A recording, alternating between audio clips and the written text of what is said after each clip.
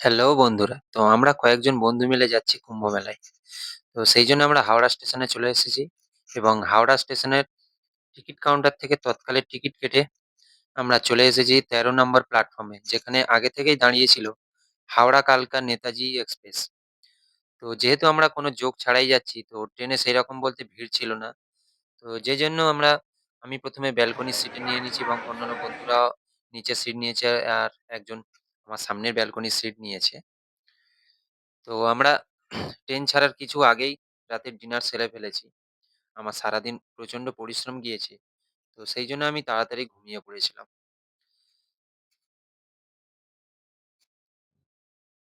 শুরু শুরু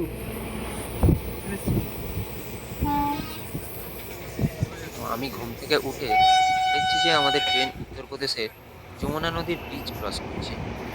তো যেহেতু আমরা এই ১ম বারই উত্তরপ্রদেশে এসেছি এবং সেই সঙ্গে যমুনা নদী এবং তার ওভারব্রিজ দুটোই ক্রস করছি।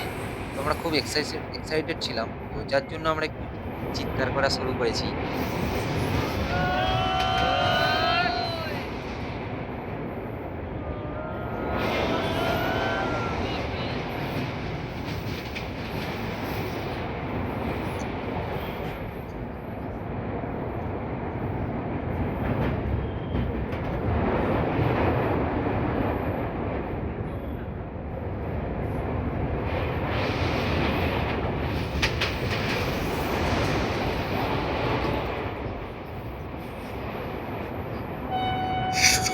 অবশেষে আমরা দীর্ঘ ১২ ঘন্টা ট্রেন জার্নির পরে এসে পৌঁছালাম প্রয়াগরাজ স্টেশন এবং সেই প্রয়াগরাজ স্টেশন ওভারব্রিজ ধরে বাইরে বেরিয়ে সেখানকার লোকাল লোকেদেরকে জিজ্ঞাসা করার পরে আমরা সরকারি বাস যোগে মাত্র ৳২০ ভাড়ার বিনিময়ে এসে পৌঁছালাম মহাকুম্ভর ১ম গেট অর্থাৎ মেন গেটের কাছে।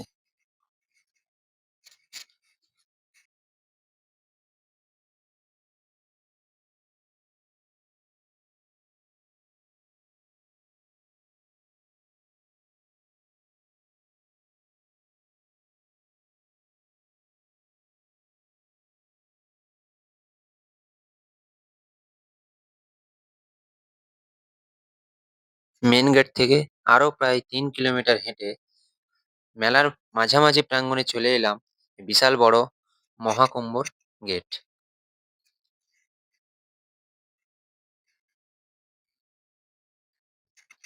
এবং সেখান থেকে আরো প্রায় ১.৫ কিলোমিটার হাঁটার পরে আমরা চলে এসেছি সে আমাদের বহু প্রতীক্ষিত সেই মহাকুম্ভ মেলার যমুনা নদীর স্নানের ঘাটের কাছে।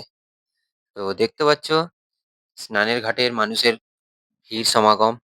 দেশের প্রত্যেকটা কোণে কোণে থেকে মানুষ এসেছে এই পবিত্র মহাকুম্ভ মেলার স্নানের জন্য।